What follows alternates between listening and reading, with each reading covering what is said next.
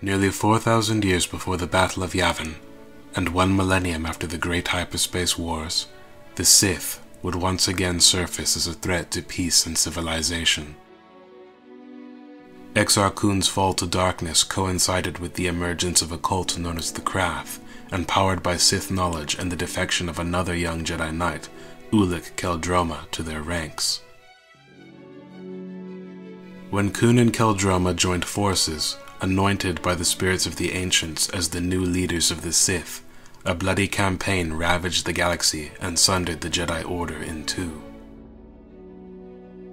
Master against student, and student against master. The Great Sith War instigated by Exar Kun and his followers shook the very foundations of the Galactic Republic. Amongst the many victims of the atrocities carried out by the Sith were members of an eminent Jedi family. Barriss Dre and Crinda Hullis attained the rank of Jedi Knight together under the tutelage of Arca Jeth. Though Crinda and Barriss completed their training, Hazen, one of their peers, was left behind due to his apparently negligible connection to the Force. The daughter of a Muraluka and a human, Crinda Hullis was blessed with the perception of Force sight. She completed her training as a consular under the guidance of the famed Jedi Vodo Siask Bas, who was also the instructor of Exar Kun himself. She and Barriss eventually married and had a child together, Lucien. With the outbreak of the Great Sith War, Crinda Dre found herself hardened and unhinged by grief at the loss of both her Jedi Masters, her half-sister, and her husband, Barriss. As the years went by, Crinda, aided by her one-time friend, then servant Hazen, formed a Jedi Covenant, which operated without the knowledge or consent of the High Council. Blaming herself for her failure to foresee Exar Kun's betrayal, Crinda resolved to establish a Wat Circle comprised of the greatest seers of the era.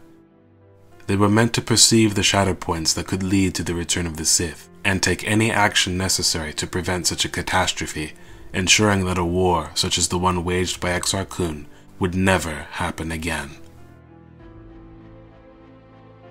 Each consular was trained by Crinda personally, though because her son, Lucien, had not inherited her Muraluka traits, she regarded his lack of second sight with the deepest shame.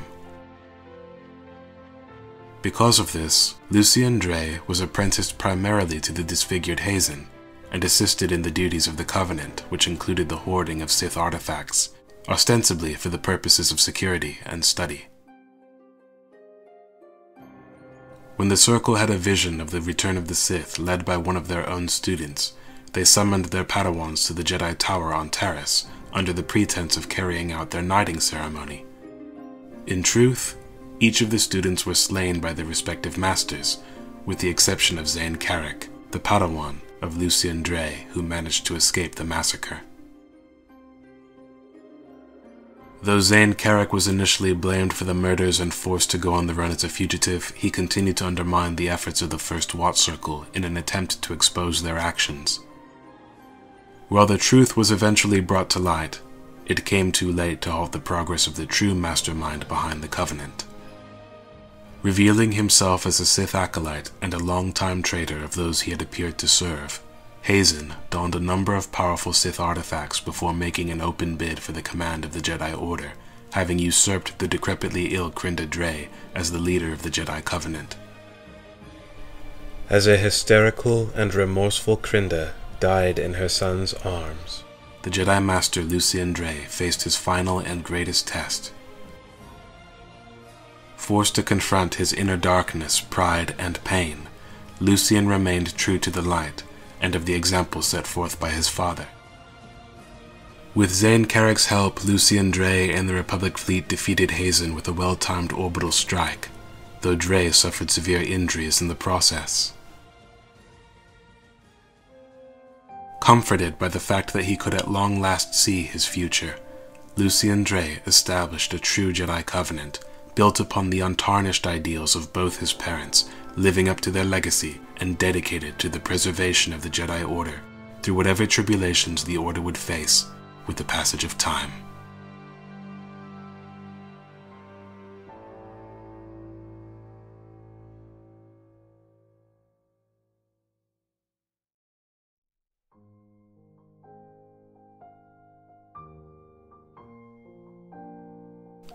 In my opinion, precognition is one of the most interesting abilities imparted to those who can touch the Force.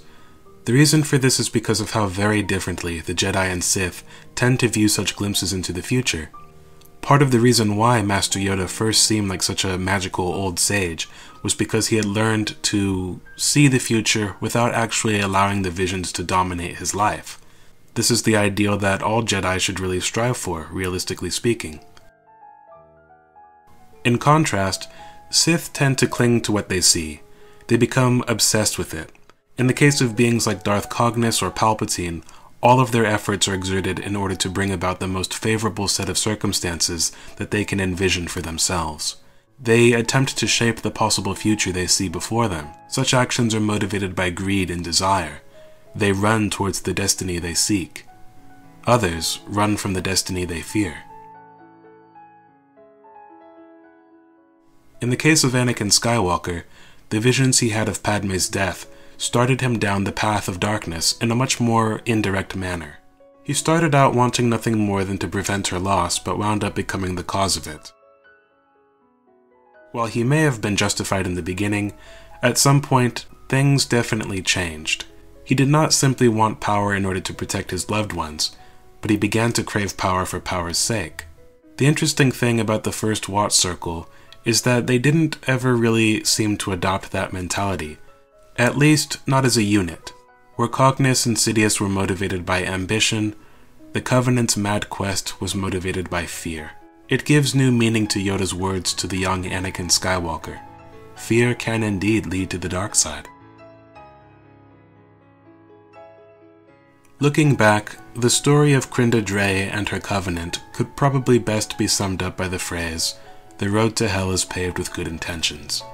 Although he could hardly be called an innocent bystander, I'm pleased that Lucian, for one, managed to recover himself by the end of his journey. Back when the series was still being published, there were hints being dropped here and there that Lucian Dray was actually the young Darth Sion, who was one of the main antagonists from the game Star Wars Knights of the Old Republic 2, The Sith Lords. Some fans even speculated that Crinda, his mother, would eventually become Kreia or Darth Traya, which would therefore make her Darth Sion's biological mother. While there is a certain elegance to those ideas, in a very fan-fiction sort of way, I, for one, am glad that such rumors were put to rest by Crinda's death and Lucian Dray's adherence to the light. It just makes events a little less complicated than they already are, and as anyone who's played the game could attest, love it or hate it, the story of the Sith Lords is complex enough as it is. But more than that, I simply felt that Lucian Dray's story deserved the end that it received. Bitter without question, but with an unmistakable sweet note as well.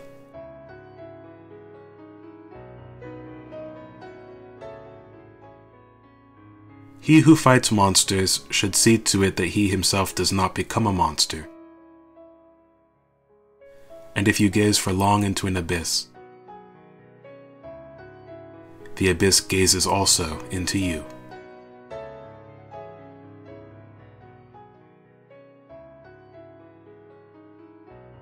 I'm glad that Lucian Dray passed that test where others failed. He had already lost so much.